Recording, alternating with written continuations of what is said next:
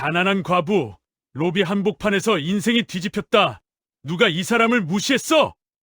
오늘 사연 시작하기 전 무료인 구독과 좋아요 버튼 한 번씩 꾹 눌러주세요. 눌러주시면 복이 찾아올 거예요. 이른 아침부터 내리는 가을비가 서울 시내 아스팔트를 적시고 있었습니다. 지하철 2호선 강남역에서 내린 이정희는 무거운 검은색 핸드백을 어깨에 메고 천천히 계단을 올랐습니다.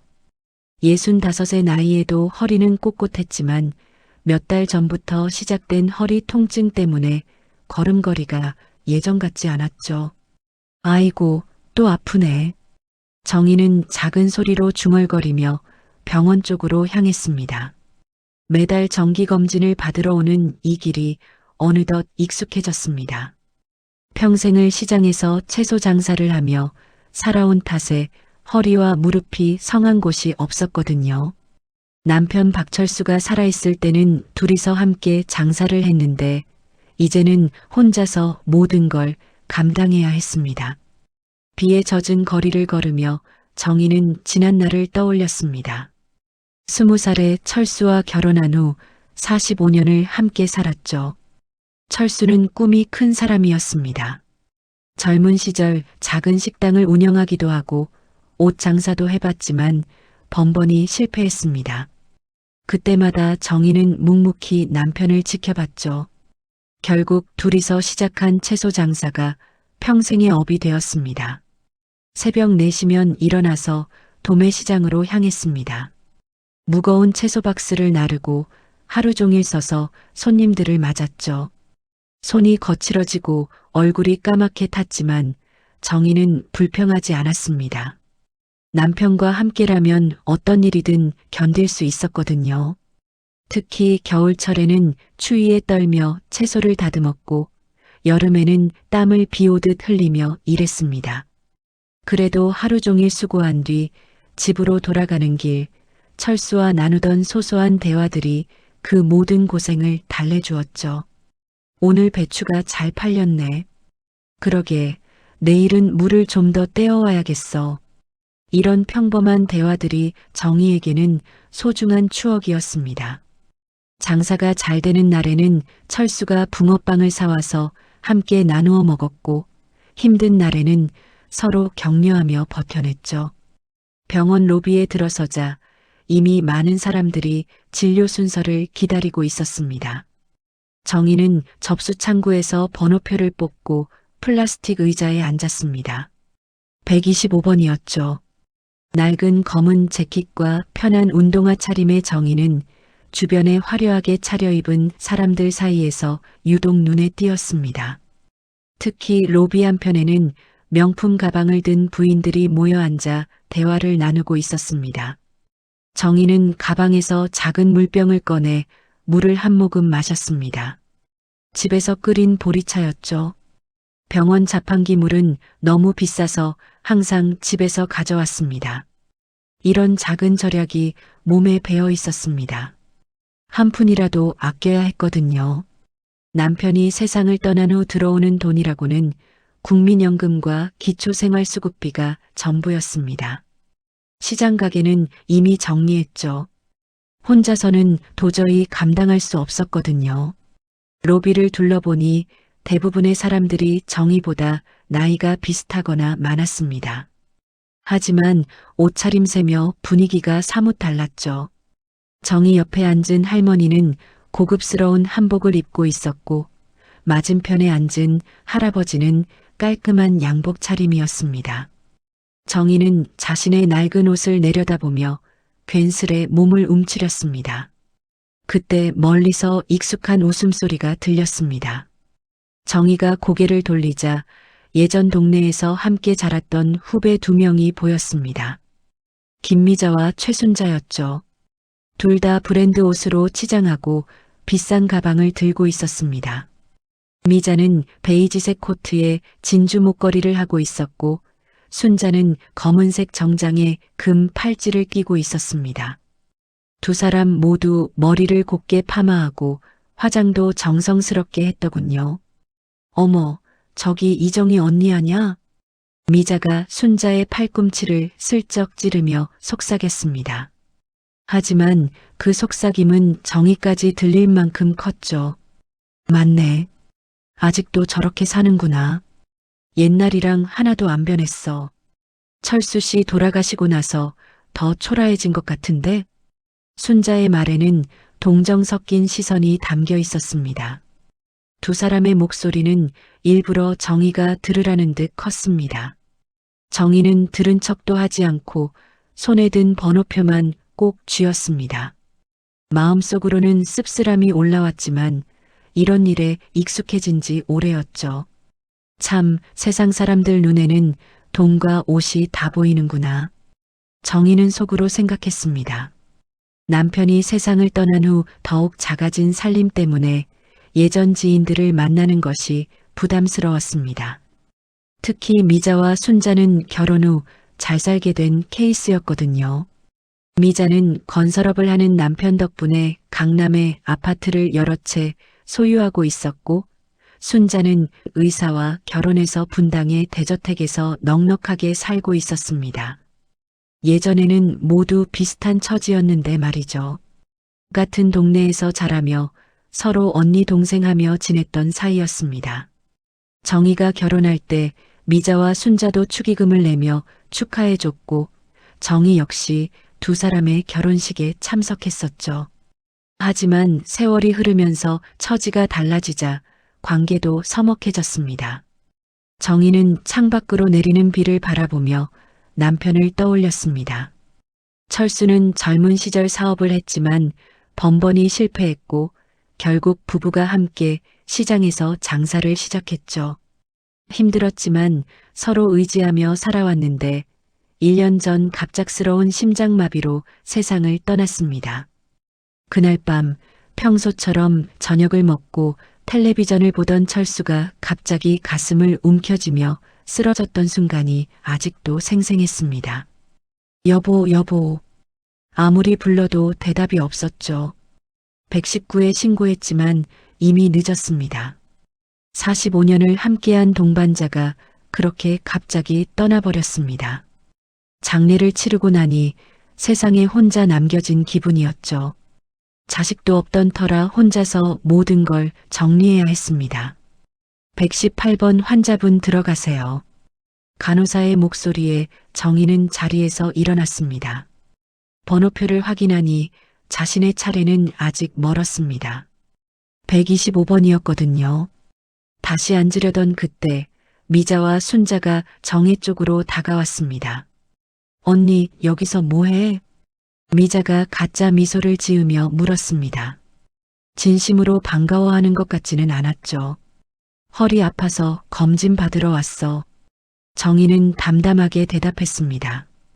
굳이 자세한 설명을 할 필요는 없다고 생각했거든요. 아, 그래. 언니 혼자 사니까 몸 관리도 힘들겠다. 우리는 VIP실에서 진료받는데 언니는 여기서 기다려야 해? 순자의 말에는 은근한 우월감이 묻어났습니다. 정희는 아무 말 없이 고개만 끄덕였죠. 이런 상황이 불편하긴 했지만 괜히 감정을 드러내고 싶지 않았습니다. 로비 한편에서는 텔레비전이 조용히 틀어져 있었고 아나운서가 경제 뉴스를 전하고 있었습니다. 주식시장 동향과 부동산 가격 이야기가 나왔죠. 정희는 그 소리에 집중하려 애썼지만 옆에서 계속되는 두 후배의 수군거림이 귀에 들어왔습니다. 오늘도 참고 견뎌내야 할 하루가 시작되고 있었습니다. 미자와 순자는 정희 앞에 앉으며 대화를 이어갔습니다. 두 사람의 목소리는 점점 커졌고 주변 사람들도 슬금슬금 시선을 보내기 시작했죠. 언니, 요즘 어떻게 지내? 철수 형부 돌아가시고 나서 많이 힘들었을 텐데. 미자가 말했지만 그 목소리에는 진짜 걱정보다는 호기심이 더 많이 섞여 있었습니다. 정희는 그걸 알고 있었죠. 그냥 하루하루 살고 있어. 정희의 대답은 간단했습니다. 더 이상 말하고 싶지 않았거든요. 아, 그래도 철수 형부가 보험이라도 남겨놨으면 좋았을 텐데. 우리 남편은 벌써 노후 대비 다 해놨거든. 아파트도 몇 채 있고 적금도 여러 개 들어놨어. 순자가 일부러 큰 소리로 말했습니다. 주변에서 듣고 있는 사람들에게도 들리게 하려는 의도가 뻔했죠. 정희는 가슴이 답답해졌습니다. 남편 철수는 평생 성실하게 살았지만 큰 돈을 모을 기회는 없었습니다. 시장 장사로는 하루하루 먹고 사는 것만으로도 빠듯했거든요. 보험도 기본적인 것만 드러났고 그나마도 병원비로 많이 나가버렸습니다. 예전에 언니가 우리한테 돈 빌려달라고 했던 일 기억나? 미자가 갑자기 과거 이야기를 꺼냈습니다. 정희의 얼굴이 순간 굳어졌죠. 그때 언니가 얼마나 급했으면 우리한테까지 연락했겠어. 하지만 우리도 사정이 있어서 못 도와줬잖아. 순자가 맞장구를 쳤습니다. 하지만 실제로는 두 사람 모두 여유가 있었음에도 정희를 외면했던 것이죠. 그때 일이 정희에게는 너무도 아픈 기억이었습니다. 철수가 갑작스럽게 입원하게 되었는데 수술비가 급하게 필요했던 상황이었거든요. 정희는 용기를 내서 예전 친구들에게 도움을 요청했지만 모두들 이런저런 핑계를 대며 거절했습니다. 결국 시장의 다른 상인들이 조금씩 모아서 도와줬죠. 그래도 언니는 참 대단해. 남편 없이 혼자서도 잘 버티고 있잖아. 미자가 말했지만 그 말투에는 진심보다는 조롱이 섞여 있었습니다. 정희는 침묵했습니다. 이런 상황에서 무슨 말을 해도 자신만 더 초라해질 것 같았거든요. 그래서 그냥 참고 견디기로 했습니다. 119번 환자분 들어가세요. 간호사의 목소리가 들렸지만 여전히 정희의 차례는 아니었습니다. 로비에는 계속해서 사람들이 들어오고 나가고 있었죠. 대부분 정희보다 나이가 많은 어르신들이었습니다. 언니, 우리는 이제 VIP실로 가야 해. 시간 예약해놨거든. 순자가 일어서며 말했습니다. 그래, 언니도 건강 잘 챙기고. 아, 그런데 언니 아직도 그 작은 원룸에서 살아? 미자가 마지막으로 한마디 더 던졌습니다. 정희는 고개만 끄덕였죠. 에이, 그래도 자식이라도 있으면 좋았을 텐데. 우리는 다 자식들이 잘 되어서 용돈도 받고 있어. 순자의 말에 정희는 가슴이 찔렸습니다. 자식이 없다는 것이 이렇게 상처가 될 줄은 몰랐거든요. 두 사람이 떠나고 나자 정희는 한동안 멍하니 앉아 있었습니다. 마음속에는 복잡한 감정들이 소용돌이치고 있었죠. 억울함, 분노, 슬픔이 뒤섞여 있었습니다. 왜 이렇게 살아야 하나? 정희는 속으로 생각했습니다. 평생 성실하게 살아왔는데 왜 이런 대접을 받아야 하는지 이해할 수 없었거든요. 그때 로비 입구 쪽이 갑자기 소란스러워졌습니다. 여러 명의 경호원들이 바삐 움직이며 길을 터주고 있었죠. 사람들이 웅성거리기 시작했습니다. 뭐지? 무슨 일이야? 아, 병원 이사장님 오신다는구나. 이사장이 직접 와? 뭔 일이 있나? 사람들의 대화 소리가 여기저기서 들렸습니다. 정희도 고개를 들어 입구 쪽을 바라봤죠. 검은 양복을 입은 경호원들이 먼저 들어왔고 그 뒤로 고급스러운 회색 양복을 입은 노년 남성이 나타났습니다. 머리는 반백이었지만 자세가 꼿꼿했고 품격 있는 분위기를 풍기고 있었죠. 로비에 있던 사람들이 모두 그쪽을 바라봤습니다. 평소에는 보기 힘든 광경이었거든요. 병원 직원들도 급하게 나와서 인사를 했습니다. 이사장님, 갑자기 오시다니 연락을 주시지. 병원 원장으로 보이는 사람이 다가와서 인사했습니다.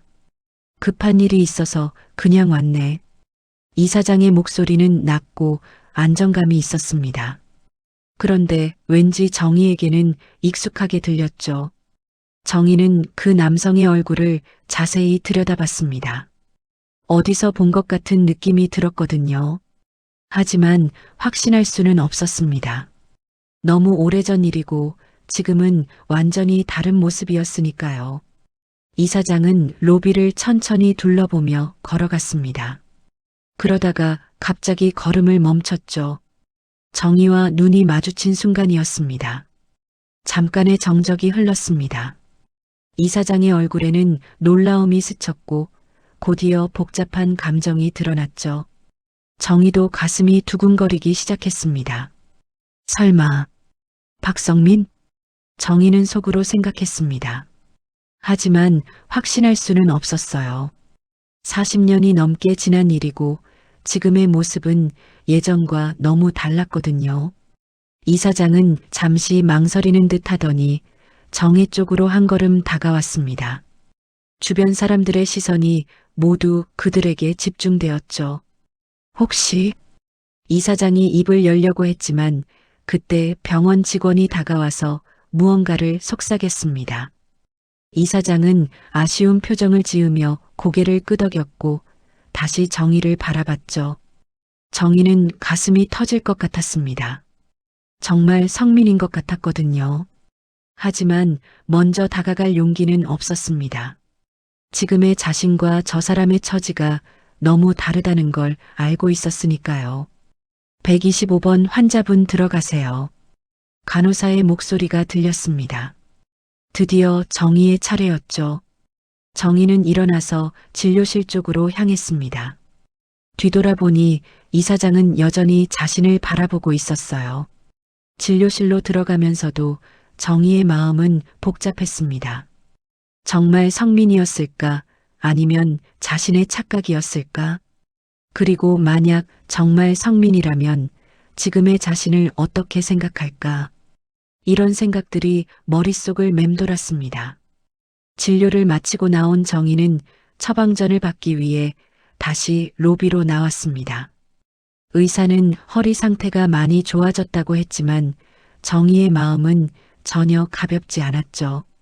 아까 본 그 남성이 정말 박성민인지 확인하고 싶었지만 이미 모습은 보이지 않았습니다.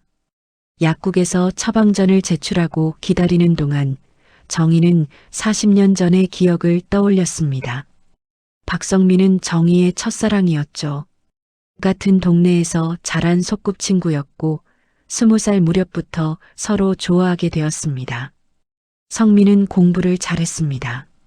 동네에서 유일하게 서울의 좋은 대학에 진학한 청년이었죠.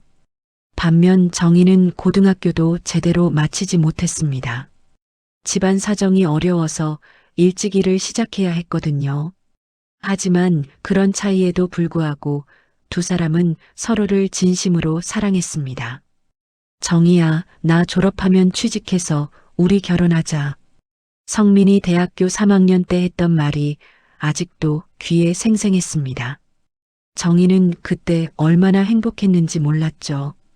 가난하지만 사랑하는 사람과 함께라면 무엇이든 할 수 있을 것 같았거든요. 두 사람은 자주 한강에서 데이트를 했습니다. 돈이 없어서 비싼 곳은 갈 수 없었지만 함께 걷는 것만으로도 충분히 행복했죠. 나중에 우리 집 마련하면 한강이 보이는 곳으로 구하자. 성민이 한강을 바라보며 했던 말이었습니다. 정희는 그때 진짜로 그런 날이 올 거라고 믿었죠. 하지만 현실은 그렇게 호락호락하지 않았습니다. 성민의 부모님이 강력하게 반대했죠. 특히 성민의 어머니는 정희의 집안 배경을 문제 삼았습니다. 우리 아들이 공부를 그렇게 잘해서 좋은 대학 보냈는데 고작 그런 집 딸과 결혼시킬 수는 없어. 성민의 어머니가 정희에게 직접 한 말이었습니다. 그때의 모멸감을 정희는 평생 잊을 수 없었죠. 성민의 집은 동네에서 그나마 형편이 나은 편이었고 아버지가 작은 회사를 운영하고 있었습니다. 반면 정희의 집은 아버지가 일용직 일을 하는 가난한 집이었죠. 성민이는 장래가 촉망받는 청년이야. 당신 같은 사람과는 안 어울려. 그만 포기해. 정희는 그때 아무 말도 하지 못했습니다. 성민의 어머니 말이 틀리지 않았거든요. 정희는 정말 성민에게 어울리지 않는 사람이었습니다. 학벌도 없고 집안도 가난했으니까요. 며칠 후 성민이 정희를 찾아왔습니다. 얼굴이 무척 어두워 보였죠. 평소와 달리 말수도 적었고 자꾸 한숨만 쉬었습니다. 정희야, 미안해. 우리 잠시 헤어져야 할 것 같아. 왜? 무슨 일이야? 아버지가 일본 유학을 보내주시겠다고 하셔. 거기서 공부하고 오라고 하시는데. 성민의 목소리는 떨리고 있었습니다. 정희는 그때 모든 걸 이해했죠. 성민의 부모가 두 사람을 떨어뜨리려는 계략이라는 걸 말입니다. 얼마나 가 있을 건데? 잘 모르겠어. 아마 몇 년은. 의학 공부를 하라고 하시니까. 그럼 나 기다리고 있을게. 정희는 눈물을 참으며 말했습니다. 하지만 성민은 고개를 저었죠. 안 돼, 그럴 수 없어. 정희야, 너는 더 좋은 사람 만나서 행복하게 살아야 해. 성민 씨, 그런 말 하지 마. 나는 너 아니면 안 돼. 미안해, 정말 미안해. 나도 어쩔 수 없어. 부모님을 거역할 수가 없어. 성민은 그 말을 마지막으로 돌아서 버렸습니다. 정희는 그 뒷모습을 바라보며 펑펑 울었죠. 그때의 아픔이 지금도 가슴 깊은 곳에 남아 있었습니다.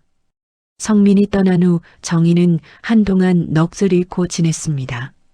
아무것도 하기 싫었고 먹는 것도 잊어버렸죠. 그러다가 몇 년 후 박철수를 만났습니다. 철수는 성민처럼 잘생기거나 똑똑하지는 않았지만 정희를 진심으로 아껴주는 사람이었습니다. 처방약 나왔습니다. 약사의 목소리에 정희는 현실로 돌아왔습니다. 약을 받아들고 병원을 나서려던 그때 누군가가 정희의 이름을 불렀습니다. 이정혜 씨 맞으시죠? 돌아보니 정장을 입은 젊은 남성이 서 있었습니다. 병원 직원 같아 보였죠. 깔끔한 정장에 명찰을 달고 있었습니다. 네, 그런데요. 이사장님이 잠시 만나고 싶다고 하십니다. 정희의 심장이 뛰기 시작했습니다. 역시 아까 본 사람이 박성민이었던 것 같았죠. 저를요? 왜요? 죄송하지만 자세한 사정은 모르겠습니다. 그냥 잠시만 뵙고 싶다고 하시네요. 정희는 망설였습니다. 지금의 초라한 모습으로 성민을 만날 용기가 없었거든요. 하지만 거절할 이유도 없었습니다. 40년 만에 다시 만난 인연을 그냥 지나칠 수는 없었죠. 어디서 만나요? 이사장실로 안내해 드리겠습니다. 엘리베이터를 타고 최상층으로 올라갔습니다. 넓고 화려한 복도를 지나 이사장실 앞에 도착했죠. 복도에는 값비싼 그림들이 걸려 있었고 바닥은 대리석으로 되어 있었습니다. 정희는 이런 곳에 와본 적이 없어서 긴장이 되었습니다. 직원이 문을 두드리고 들어가더니 곧 나왔습니다. 들어가시면 됩니다. 정희는 깊게 숨을 들이쉬고 문을 열었습니다. 넓은 사무실 안에 그 남성이 서 있었죠. 창가를 바라보고 있던 그가 천천히 돌아섰습니다. 정희야. 그 목소리를 듣는 순간 정희는 확신했습니다. 정말 박성민이었던 것입니다. 40년이 지나 완전히 달라진 모습이었지만 목소리만은 예전 그대로였거든요. 성민 씨. 정희도 작은 목소리로 그의 이름을 불렀습니다. 두 사람 사이에는 오랜 침묵이 흘렀죠. 서로를 바라보며 말문이 막혔습니다. 정말 너구나. 아까 로비에서 봤을 때부터 확신하지 못하겠더라. 성민이 먼저 입을 열었습니다. 너도 많이 변했어. 정희는 솔직하게 말했습니다. 예전에 가난한 청년은 온데간데였고 지금은 완전히 다른 사람이 되어 있었거든요. 앉아라. 차라도 한잔하자. 성민이 소파를 가리켰습니다. 정희는 어색하게 앉았죠. 성민도 맞은편에 앉으며 정희를 자세히 바라봤습니다. 그동안 어떻게 살았니? 그냥 평범하게 살았어. 정희는 간단하게 대답했습니다. 굳이 자세한 이야기를 할 필요는 없다고 생각했거든요. 결혼은 했고, 응, 했어. 남편은 작년에 세상 떠났고, 아이들은 없어. 성민의 얼굴에 미안한 표정이 스쳤습니다. 뭔가 말하고 싶어 하는 것 같았지만 쉽게 입을 열지 못하고 있었죠. 너는 어떻게 지냈어? 이 병원 이사장이라니. 정희가 먼저 물었습니다. 일본에서 의학 공부를 했어. 돌아와서 병원에서 일하다가 나중에 이 병원을 인수했지. 가족은? 결혼했었는데. 아내는 몇 년 전에 암으로 세상 떠났어. 자식은 하나 있어. 성민도 혼자라는 사실에 정희는 복잡한 감정을 느꼈습니다. 그러나 동시에 두 사람의 처지가 너무 다르다는 것도 실감했죠. 정희야, 그동안 정말 미안했어. 성민이 갑자기 고개를 숙이며 말했습니다. 무슨 말이야? 그때 너를 두고 떠났던 일 말이야. 평생 후회하며 살았어. 정희의 가슴이 아팠습니다. 그 말을 듣기까지 40년이나 걸렸던 것입니다. 후회한다고 해서 달라지는 건 없잖아. 정희는 담담하게 말했습니다. 마음속에는 여전히 아픔이 남아 있었지만 이제는 원망할 기력도 없었거든요. 그래도 말하고 싶었어. 그때 내가 너무 어렸고 겁이 많았어. 부모님을 거역할 용기가 없었지. 성민의 목소리에는 진심 어린 후회가 담겨 있었습니다. 그는 책상 위에 놓인 사진을 바라봤죠. 아마 죽은 아내와 아들의 사진인 것 같았습니다. 일본에서 공부할 때도 늘 너 생각을 했어. 편지를 몇 번이나 썼다가 찢어버렸는지 몰라. 정희는 가슴이 먹먹해졌습니다.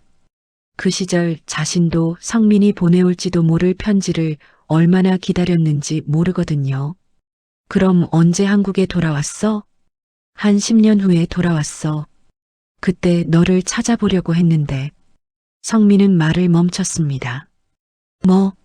내가 이미 결혼했다는 소식을 들었어. 동네 사람들한테 물어보니까. 정희는 그제야 이해했습니다. 성민이 자신을 찾았었다는 사실에 복잡한 감정이 들었죠.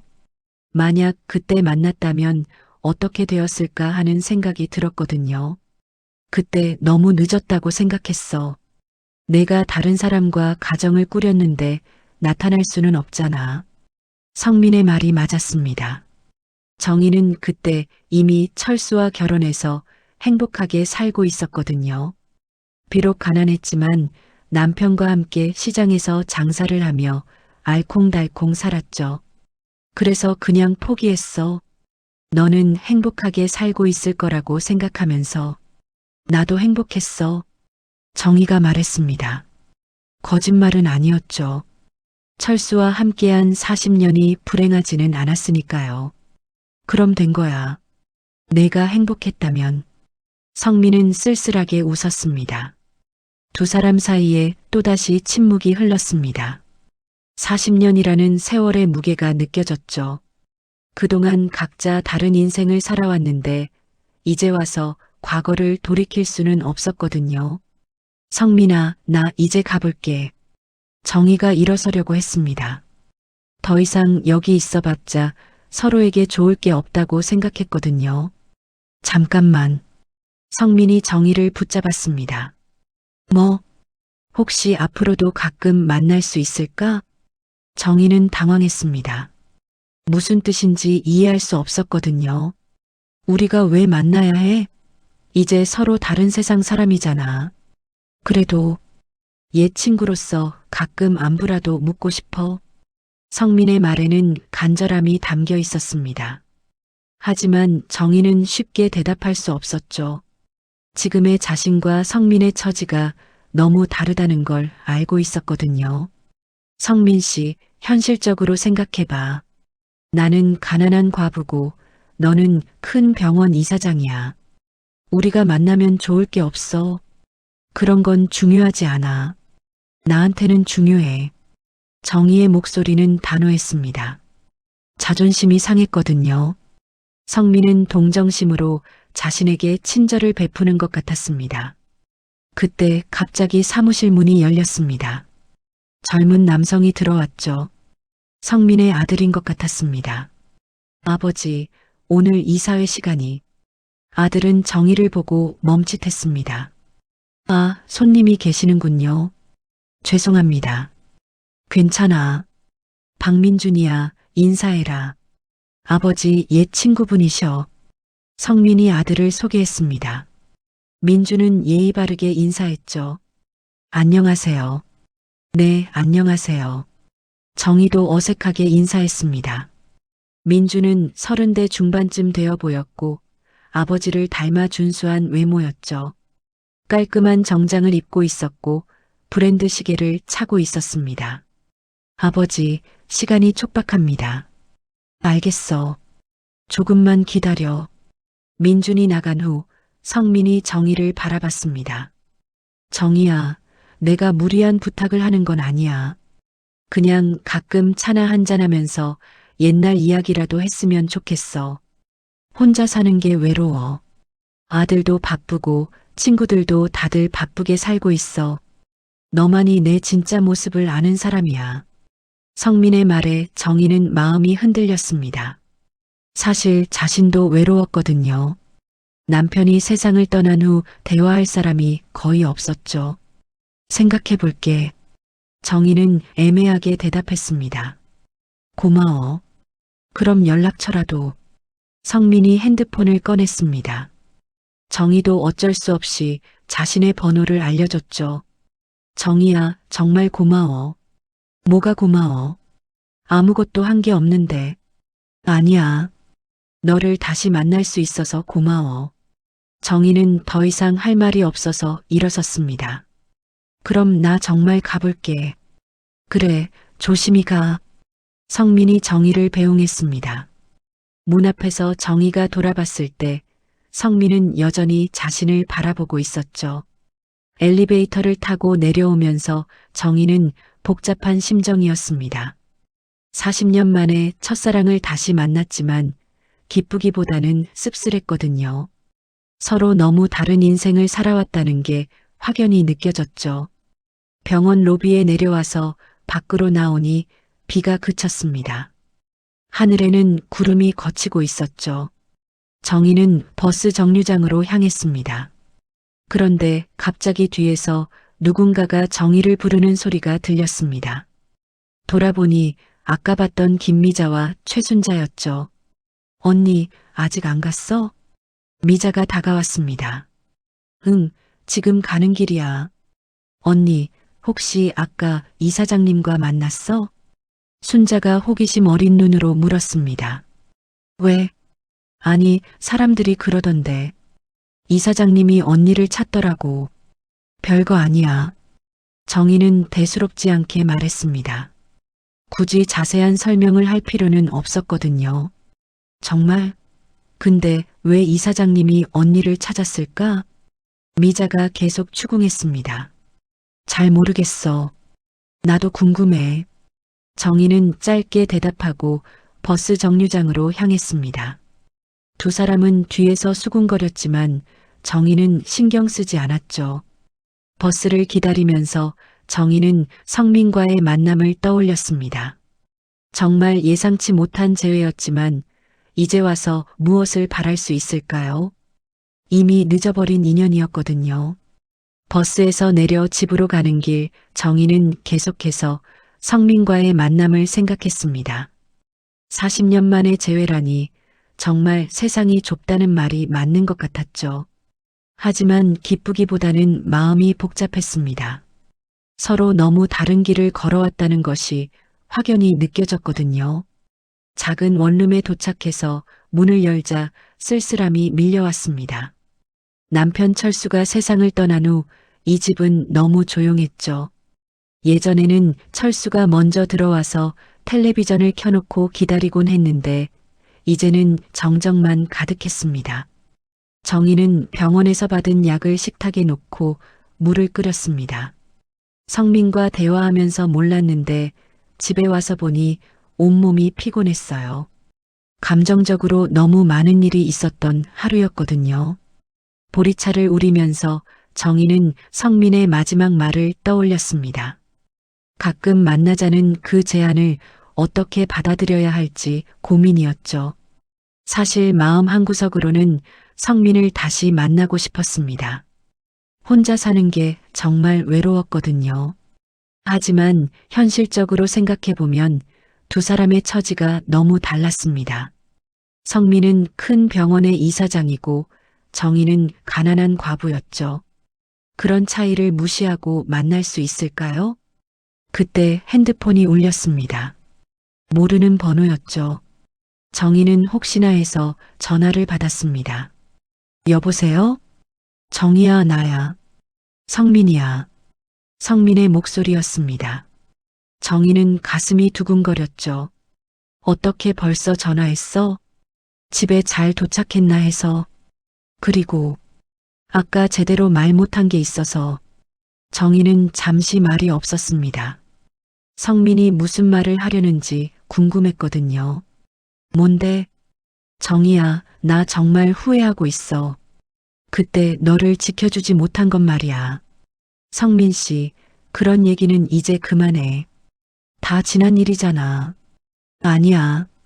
나한테는 아직 끝나지 않은 일이야. 성민의 목소리에는 간절함이 담겨 있었습니다. 무슨 뜻이야? 정희야, 나는 평생 너를 잊어본 적이 없어. 결혼을 했을 때도, 아이를 낳았을 때도 늘 마음 한구석에 너를 두고 살았어.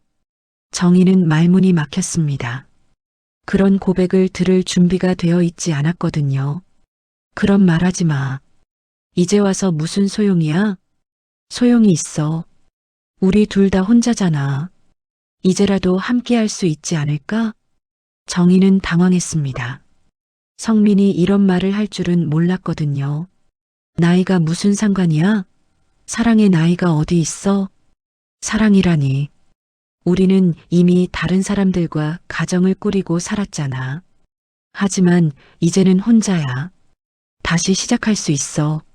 성민의 말에 정희는 마음이 흔들렸습니다. 사실 혼자 사는 게 정말 외로웠거든요. 성민 씨, 우리는 처지가 너무 달라.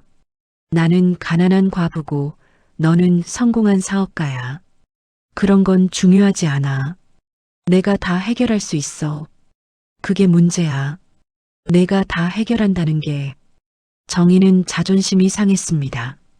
자신을 동정하는 것 같았거든요. 아니야, 그런 뜻이 아니야. 난 그냥. 성민 씨, 이 전화는 여기서 끊자. 너무 복잡해. 정희는 전화를 끊어버렸습니다. 마음이 답답했죠.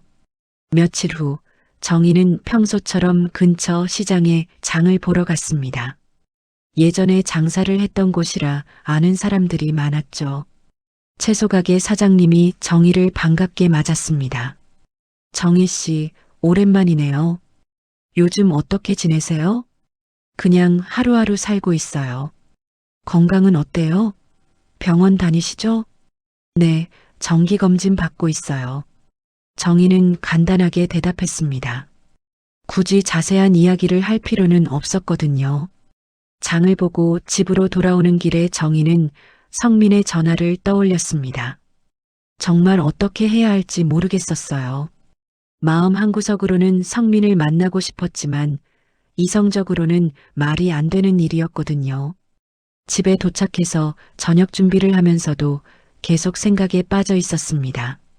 그때 또다시 핸드폰이 울렸죠. 이번에는 성민이 아니라 김미자였습니다. 언니, 나 미자야. 미자야. 무슨 일이야? 언니, 혹시 시간 있으면 만날 수 있어? 할 얘기가 있어서. 정희는 의아했습니다. 미자가 자신을 만나자고 한 적이 없었거든요. 무슨 얘기인데? 전화로는 좀 그렇고 직접 만나서 얘기하자. 언제? 내일 오후에 어때? 병원 근처 카페에서. 정희는 잠시 고민했습니다. 미자와 만날 이유가 없었지만 궁금하기도 했죠. 알겠어. 몇 시에? 2시에 만나자. 전화를 끊고 나서 정희는 미자가 무슨 말을 하려는지 궁금했습니다. 아마 병원에서 있었던 일과 관련이 있을 것 같았죠. 다음 날 오후 정희는 약속 장소인 카페에 갔습니다. 미자는 이미 와서 기다리고 있었죠. 평소보다 더 화려하게 차려입었더군요. 언니 왔구나. 앉아. 미자가 반갑게 맞았습니다. 하지만 그 미소가 진짜 같지는 않았죠. 커피 시킬까? 그래. 아메리카노를 주문하고 자리에 앉으니 미자가 본격적으로 말을 꺼냈습니다. 언니, 솔직히 물어볼게. 병원 이사장님과 무슨 관계야? 역시 그 얘기였습니다. 정희는 예상했던 질문이었죠. 왜 그런 걸 물어? 아니, 사람들이 다 궁금해해. 갑자기 이사장님이 언니를 부르더니 한참 동안 만나고 있었잖아. 별거 아니야. 정희는 간단하게 답했습니다. 언니, 나한테는 솔직하게 말해줘. 우리 옛날부터 알고 지낸 사이잖아. 미자는 계속 추궁했습니다. 정말 별거 아니라니까. 혹시 예전에 아는 사이였어? 미자가 핵심을 찔렀습니다. 정희는 잠시 말이 없었죠. 맞지? 예전에 알고 지낸 사이였구나. 언니, 혹시 그 이사장님과 연애했던 거야? 미자의 눈이 번뜩였습니다. 마치 큰 비밀을 알아낸 것처럼 기뻐하고 있었죠. 그런 거 왜 궁금해해? 아니, 그냥 신기해서 언니가 그런 대단한 사람과 알고 지냈다니. 미자의 말투에는 시기심이 섞여 있었습니다. 정희는 이런 대화가 불편했죠. 미자야, 난 이제 가볼게. 언니, 잠깐만. 혹시 다시 만날 거야? 뭐? 이사장님과 말이야. 둘 다 혼자잖아. 미자가 노골적으로 물었습니다.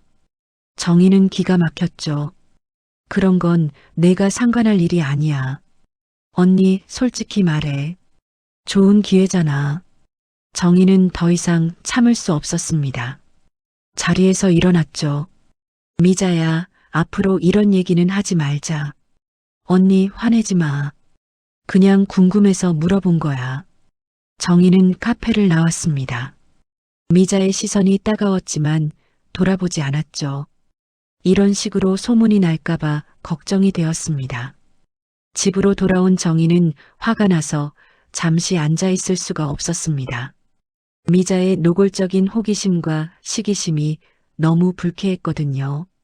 특히 성민과의 과거를 캐내려는 모습이 정말 보기 싫었죠. 정희는 찬물로 세수를 하며 마음을 가라앉히려 했습니다. 그런데 저녁 무렵 또다시 핸드폰이 울렸습니다. 이번에는 최순자였죠. 언니, 나 순자야. 순자야. 언니, 미자한테 들었어. 오늘 만났다면서? 역시 미자가 순자에게 모든 걸 다 말했나 봅니다. 정희는 한숨이 나왔죠. 응, 잠깐 만났어. 언니, 솔직히 말해줘. 그 이사장님과 정말 예전에 사귀었던 거야? 순자도 미자와 똑같은 질문을 했습니다. 정희는 짜증이 났죠. 순자야, 그런 걸 왜 궁금해해? 아니, 언니가 그런 대단한 사람과 인연이 있었다니 신기해서. 그런데 왜 결혼 안 했어? 복잡한 사정이 있었어. 정희는 더 이상 자세한 얘기를 하고 싶지 않았습니다. 언니, 이제라도 다시 만나면 어때? 둘 다 혼자잖아. 그리고 이사장님은 돈도 많고. 순자의 말에 정희는 기가 막혔습니다. 마치 정희가 성민의 돈을 노리는 것처럼 말하고 있었거든요. 순자야, 그런 식으로 생각하지 마. 왜? 좋은 기회잖아. 언니 나이에 이런 기회가 또 있겠어? 나 전화 끊을게. 언니, 화내지 마. 언니를 위해서 하는 말이야. 정희는 전화를 끊어버렸습니다. 정말 화가 났죠. 미자와 순자가 자신을 어떻게 생각하는지 너무 명확하게 드러났거든요. 며칠 동안 정희는 성민의 전화를 받지 않았습니다. 계속 걸려왔지만 무시했죠. 마음이 너무 복잡했거든요. 성민과 만나고 싶은 마음도 있었지만 주변 사람들의 시선이 부담스러웠습니다. 그런데 일주일 후 뜻밖의 일이 일어났습니다. 정희가 시장에서 장을 보고 있는데 갑자기 고급 승용차 한 대가 멈춰섰어요. 차에서 내린 사람은 성민이었습니다. 정희야. 성민이 정희에게 다가왔습니다.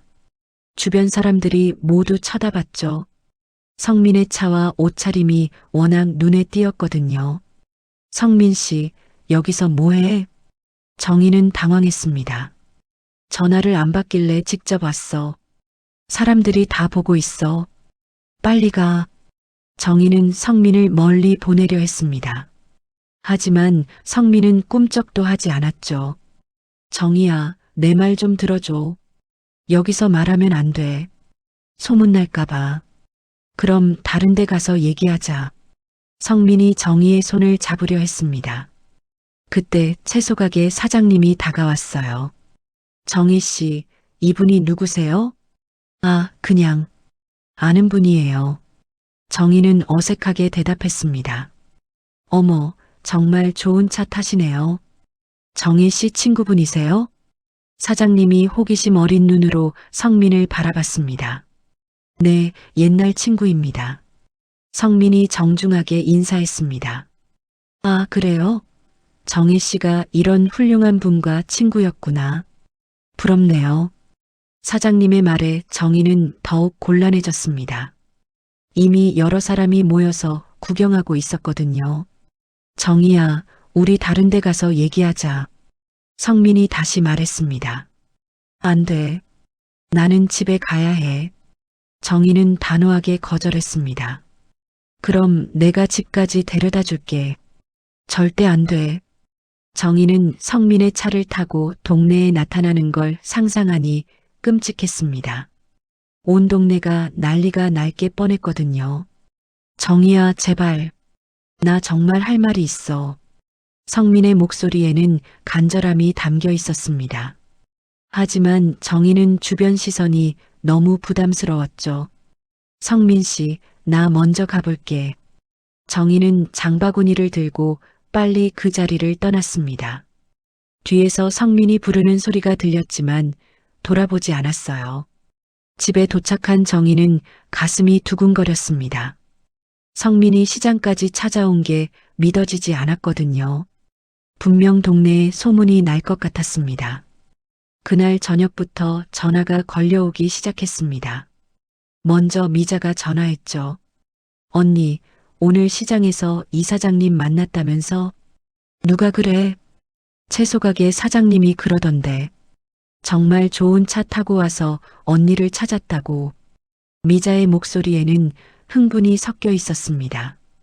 별거 아니야. 언니, 이제 숨기지 마. 분명히 뭔가 있는 거지?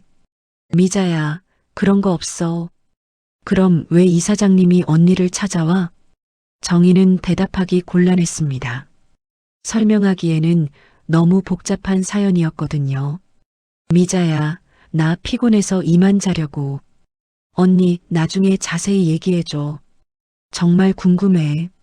전화를 끊자마자 이번에는 순자가 전화했습니다. 언니, 큰일 났네. 온 동네가 난리야. 무슨 난리? 언니가 재벌과 사귄다고. 시장 사람들이 다 떠들고 있어. 정희는 머리가 아팠습니다. 예상했던 일이지만 실제로 일어나니 더 괴로웠죠. 그런 소문 퍼뜨리지 마. 언니, 이왕 이렇게 된 거 잘해봐. 언니 인생 마지막 기회일 수도 있어. 순자야, 그런 말 하지 마. 왜? 언니가 행복해지면 나도 좋아. 순자의 말이 진심인지 의심스러웠습니다. 오히려 시기심이 더 많이 느껴졌거든요. 다음 날부터 정희는 밖에 나가기가 부담스러워졌습니다. 동네 사람들의 시선이 따가웠거든요. 마트에 가도 은행에 가도 사람들이 수군거리는 것 같았습니다. 저 사람이 재벌과 사귀는 사람이래. 정말 저렇게 평범해 보이는데? 옛날 연인이었다는데. 이런 소문들이 여기저기서 들렸습니다. 정희는 집에만 있고 싶었죠. 그런데 며칠 후 더 큰 일이 터졌습니다. 성민이 또다시 정희를 찾아온 거예요. 이번에는 정희가 사는 원룸 앞까지 왔더군요. 정희야, 나야. 문 좀 열어줘. 성민이 문 밖에서 불렀습니다. 정희는 정말 당황했어요. 성민 씨, 빨리 가. 여기 오면 안 돼. 정희야, 제발 한 번만 얘기하자. 안 돼. 이미 동네에 소문이 다 났어. 소문이 뭐 어때?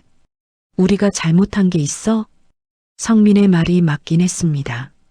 하지만 정희는 그런 시선들을 견디기 어려웠어요. 성민 씨, 제발 가줘. 부탁이야. 그럼 언제 만날 수 있어? 모르겠어. 일단 지금은 안 돼. 성민은 한참을 문 밖에 서 있다가 결국 돌아갔습니다. 정희는 창문으로 성민이 차를 타고 가는 모습을 지켜봤죠. 이웃집 아주머니들이 복도에 나와서 웅성거리는 소리가 들렸습니다. 분명 성민이 온 걸 다 봤을 거예요. 이제 정말 온 동네가 알 것 같았습니다. 그날 밤 정희는 잠을 이루지 못했습니다. 성민과의 관계를 어떻게 정리해야 할지 고민이 되었거든요. 계속 이런 식으로 만나면 둘 다 힘들어질 것 같았습니다. 다음 날 아침 정희는 용기를 내어 성민에게 전화를 걸었습니다. 이대로 계속 피할 수는 없다고 생각했거든요. 확실하게 정리하고 싶었습니다. 여보세요, 정희야? 성민의 목소리에는 기쁨이 섞여 있었습니다. 성민 씨, 우리 한번 제대로 얘기해야겠어. 그래, 좋아. 언제 만날까? 오늘 오후에 조용한 곳에서 만나자. 알겠어. 장소는 내가 정할게. 성민이 정한 곳은 한강변의 조용한 카페였습니다. 사람들이 많지 않은 곳이었죠. 정희는 오후 2시에 그곳으로 향했습니다. 카페에 도착하니 성민이 이미 와서 기다리고 있었습니다. 창가 자리에 앉아 한강을 바라보고 있더군요. 정희가 다가가자 성민이 일어났습니다. 정희야, 와줘서 고마워. 앉아. 정희는 성민 맞은편에 앉았습니다. 두 사람 사이에는 어색한 침묵이 흘렀죠. 성민 씨, 우리 이제 그만하자. 정희가 먼저 입을 열었습니다. 뭘 그만해? 이렇게 만나는 거 말이야. 서로에게 좋을 게 없어. 성민의 얼굴이 어두워졌습니다. 왜? 무슨 문제가 있어? 문제가 한두 개가 아니야. 일단 우리 처지가 너무 달라. 또 그 얘기야? 나는 그런 거 신경 안 써. 내가 신경 안 써도 나는 신경 써. 동네에 벌써 소문이 다 났어. 정희는 지난 며칠간 겪었던 일들을 성민에게 말했습니다. 사람들의 시선과 수군거림, 그리고 미자와 순자의 반응까지. 그런 게 뭐가 중요해? 우리가 행복하면 되는 거 아니야? 성민 씨, 현실을 봐. 나는 가난한 과부고 너는 성공한 의사야. 사람들이 어떻게 생각하겠어? 정희야, 너무 남의 시선만 의식하지 마. 우리 나이에 그런 게 중요해? 성민의 말에 정희는 잠시 말이 없었습니다. 사실 성민의 말이 틀리지는 않았거든요. 성민 씨, 솔직히 말할게. 나는 내가 나를 동정하는 것 같아서 기분이 안 좋아. 동정? 내가 언제 너를 동정했어? 내가 의식하지 못할 수도 있지만 나한테는 그렇게 느껴져. 정희는 속마음을 털어놨습니다. 정희야, 정말 그렇게 생각해? 응. 내가 성공했으니까 옛날 가난한 연인을 도와주려는 것 같아. 성민은 깊게 한숨을 쉬었습니다. 정희야, 내 진심을 모르는구나. 무슨 뜻이야? 나는 정말로 너를 사랑해. 지금도. 성민이 정희의 눈을 똑바로 바라보며 말했습니다. 정희야, 내가 일본에 있을 때 얼마나 힘들었는지 알아? 매일 밤 너 생각을 했어. 성민의 목소리가 떨렸습니다. 그때 왜 편지 한 통 안 보냈어? 보내고 싶었어. 하지만 너를 더 힘들게 할 것 같았어. 그리고 겁이 났어. 뭐가 겁났는데? 내가 나를 거절할까봐. 그리고 내가 다른 사람과 행복하게 살고 있을까봐. 정희는 가슴이 아팠습니다. 자신도 그 시절 성민을 얼마나 기다렸는지 몰랐거든요. 나도 내가 보낼 편지를 기다렸어. 매일 우체통을 확인했지. 정말? 응. 그런데 연락이 없으니까 포기했어. 두 사람은 잠시 침묵했습니다. 40년 전의 아픈 기억이 되살아났죠. 정희야, 이제라도 늦지 않았어. 우리 다시 시작해보자. 성민아, 우리 이미 늙었어. 지금 무슨 연애를 해? 나이가 뭐 어때? 사랑하는 마음에 나이가 있어? 성민이 정희의 손을 잡았습니다. 정희는 그 손을 뿌리치지 않았어요. 성민아, 나는 정말 확신이 안 서. 뭐가? 우리가 정말 잘 맞을까? 40년 동안 다른 인생을 살았는데, 그건 함께 지내보면 알 수 있어. 만약에 안 맞으면 어떻게 해? 그럼 그때 다시 생각하면 되지. 성민의 말에 정희는 마음이 흔들렸습니다. 사실 혼자 사는 게 정말 외로웠거든요. 성민아, 나 정말 솔직하게 말할게. 응, 말해봐. 나는 내가 부러워. 성공했고, 돈도 많고, 사회적 지위도 있고, 그런 걸 부러워해? 응. 그리고 그런 내가 나 같은 사람과 만나려고 하는 게 이해가 안 돼. 정희는 자신의 열등감을 솔직하게 드러냈습니다. 정희야, 나한테는 그런 게 다 의미가 없어. 진짜 중요한 건 마음이야. 쉽게 말하지 마. 현실은 그렇지 않아. 그럼 어떻게 하면 내가 믿을 수 있을까? 성민이 간절하게 물었습니다. 모르겠어. 시간이 필요해. 얼마나? 잘 모르겠어. 지금은 너무 혼란스러워. 성민은 실망한 표정을 지었지만 억지로 웃어 보였습니다. 알겠어. 기다릴게. 성민 씨, 그동안 연락하지 마. 나 혼자 생각해 볼 시간이 필요해. 그것도 알겠어. 정희는 자리에서 일어났습니다. 그럼 나 먼저 가볼게. 정희야. 성민이 정희를 불렀습니다. 뭐? 내 마음은 변하지 않을 거야. 기억해줘. 정희는 대답하지 않고 카페를 나왔습니다. 마음이 복잡했죠. 집으로 돌아오는 길에 정희는 많은 생각을 했습니다. 성민의 마음이 진심이라는 걸 알 수 있었어요. 하지만 여전히 현실적인 문제들이 걱정되었습니다. 집에 도착해서 거울을 보니 늙은 자신의 모습이 보였습니다. 주름이 깊게 파이고 머리카락도 희끗희끗했죠. 이런 모습으로 성민과 함께 다닐 수 있을까요? 그날 밤 정희는 남편 철수를 떠올렸습니다. 철수는 어떻게 생각할까요? 남편이 죽은 지 1년밖에 안 되었는데 다른 남자를 만나는 게 맞을까요?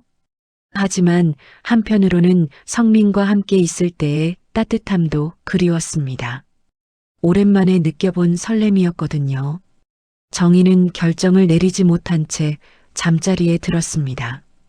꿈속에서는 젊은 시절의 성민과 함께 한강을 걷고 있었어요. 그때는 모든 게 단순했는데 이제는 왜 이렇게 복잡한지 모르겠었습니다. 일주일이 지났습니다. 정희는 성민과의 약속대로 연락을 하지 않았고 성민도 전화를 걸어오지 않았죠. 하지만 정희의 마음은 점점 더 복잡해졌습니다. 성민이 없는 일상이 예상보다 훨씬 공허했거든요. 그러던 어느 날 오후 정희는 병원에 정기검진을 받으러 갔습니다. 평소처럼 로비에서 대기하고 있는데 갑자기 소란이 일어났어요. 김미자와 최순자가 큰 소리로 다투고 있었습니다. 언니가 왜 그런 식으로 말해? 정희 언니 험담하지 마. 순자가 미자에게 화를 내고 있었습니다. 험담이 아니라 사실을 말하는 거야. 정희 언니가 이사장님 돈 때문에 접근하는 거 아니야? 미자가 목소리를 높였습니다. 주변 사람들이 모두 쳐다봤죠. 정희는 가슴이 뜨거워졌습니다. 자신에 대한 이야기를 공공장소에서 이렇게 떠들어대다니 정말 기가 막혔어요. 미자야, 그만해. 정희가 다가가서 말했습니다. 어머, 언니. 언제 왔어? 미자가 당황한 표정을 지었습니다. 방금 들었어. 내 얘기를 왜 여기서 해? 언니, 미안해. 그냥, 미자야, 앞으로 내 얘기는 하지 마. 부탁이야. 정희의 목소리는 단호했습니다. 미자는 머뭇거리다가 고개를 숙였죠. 그때 갑자기 병원 입구가 소란스러워졌습니다. 여러 명의 경호원이 들어오더니 길을 터주고 있었어요. 곧이어 성민이 나타났습니다. 성민은 로비를 둘러보다가 정희를 발견했습니다. 그의 얼굴이 밝아졌죠. 성민은 주저하지 않고 정희에게 다가왔습니다. 정희야. 성민이 정희 앞에 섰습니다. 로비에 있던 모든 사람들의 시선이 두 사람에게 집중되었죠. 할 말이 있어. 성민이 정희의 손을 잡았습니다. 정희는 당황했지만 뿌리치지 않았어요. 그때 미자가 다가와서 성민에게 말했습니다. 이사장님, 저희가 정희 언니를 잘 아는데요. 예전에 시장에서 빚 못 갚은 일도 있고. 미자가 정희를 모함하려는 순간이었습니다. 성민의 눈빛이 차갑게 변했습니다. 잠깐만요. 성민이 미자를 제지했습니다. 그 빚, 제가 이미 다 갚았습니다. 로비에 있던 사람들이 웅성거렸습니다. 성민이 정희의 빚을 갚았다는 사실에 모두 놀란 것이죠. 그리고 제 아내를 모욕하지 마십시오. 성민의 말에 로비 전체가 조용해졌습니다. 아내라는 단어에 모든 사람이 충격을 받았거든요. 정희도 깜짝 놀랐습니다. 성민이 자신을 아내라고 부른 것이죠. 성민아, 그게 무슨... 정희야, 미안해. 이제라도 당당하게 말하고 싶어. 성민이 정희를 바라보며 말했습니다. 40년 전 제가 지키지 못한 사람이 있습니다. 성민이 로비에 있는 모든 사람들을 향해 말했습니다. 그때 저는 겁쟁이였습니다. 부모님의 반대를 이기지 못하고 사랑하는 사람을 두고 떠났죠. 정희의 눈가가 촉촉해졌습니다. 하지만 이제는 다릅니다. 이제라도 제 옆에 두고 싶습니다. 성민이 정희에게 무릎을 꿇었습니다. 로비에 있던 모든 사람이 숨을 죽였죠. 이정희 씨, 저와 결혼해 주시겠습니까? 갑작스러운 프로포즈에 정희는 말문이 막혔습니다. 꿈에서나 상상했던 일이 현실에서 일어나고 있었거든요. 성민 씨, 정희야, 대답해줘. 성민의 눈에는 간절함이 가득했습니다. 정희는 주변을 둘러봤습니다. 모든 사람이 자신을 바라보고 있었죠. 미자와 순자도 입을 벌린 채 서 있었습니다. 성민 씨, 일어나. 정희가 성민을 일으켰습니다. 대답은? 이런 곳에서 그런 말을 하면 어떻게 해? 정희가 부끄러워하며 말했습니다. 그럼 승낙하는 거야? 정희는 대답 대신 성민의 손을 꼭 잡았습니다. 그것으로 충분했죠. 로비에 있던 사람들이 박수를 치기 시작했습니다. 감동적인 장면을 목격한 것이죠. 성민이 정희를 안았습니다. 정희도 성민의 품에 안겼어요. 40년 만에 다시 찾은 사랑이었습니다. 미자와 순자는 어안이 벙벙한 표정으로 서 있었습니다. 상황이 완전히 바뀌어 버린 것이죠. 정희야, 사랑해. 나도. 두 사람은 서로를 바라보며 웃었습니다. 몇 달 후 정희는 병원에서 자원봉사를 하고 있었습니다. 환자들을 돌보고 보호자들에게 따뜻한 말을 건네는 일이었죠. 성민이 마련해준 일이었지만 정희는 진심으로 그 일을 좋아했습니다. 할머니, 약 드실 시간이에요. 정희가 환자에게 다정하게 말했습니다. 고마워요. 할머니가 있어서 마음이 든든해요.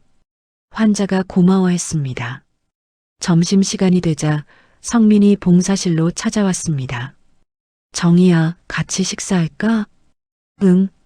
두 사람은 병원 근처 조용한 식당으로 갔습니다. 예전처럼 수수한 곳이었지만 함께라서 행복했죠. 정희야, 후회하지 않아? 성민이 물었습니다. 뭘? 나와 결혼한 거. 왜 그런 소리를 해? 가끔 내가 힘들어하는 것 같아서. 성민의 걱정에 정희는 웃었습니다. 성민 씨, 나는 정말 행복해. 이렇게 누군가와 함께 밥을 먹고 대화를 나누는 게 얼마나 좋은지 몰라. 나도 마찬가지야. 두 사람은 마주보며 웃었습니다. 식사를 마치고 병원으로 돌아오는 길에 미자와 순자를 만났습니다. 두 사람은 어색하게 인사했죠. 언니, 안녕하세요. 안녕. 정희는 담담하게 인사했습니다. 이제는 그들의 시선이 별로 신경 쓰이지 않았어요. 언니, 정말 잘 됐어요. 순자가 진심으로 축하해 주었습니다. 미자도 고개를 끄덕였죠. 고마워. 그날 저녁 집으로 돌아온 정희는 창밖을 바라봤습니다. 한강이 보이는 아파트였죠. 성민이 약속했던 대로였습니다. 정희야, 뭘 보고 있어? 성민이 정희 뒤로 다가왔습니다. 한강을 보고 있어. 예전에 내가 했던 말 기억나? 무슨 말? 나중에 우리 집 마련하면 한강이 보이는 곳으로 구하자고 했잖아.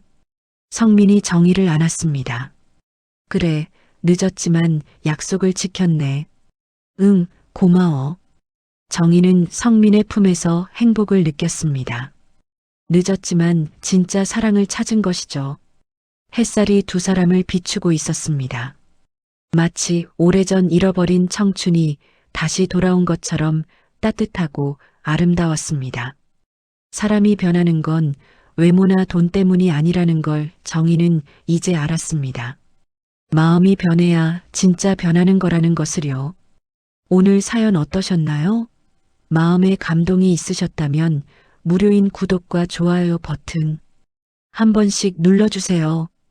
다음에 더 좋은 사연 가지고 오겠습니다. 감사합니다.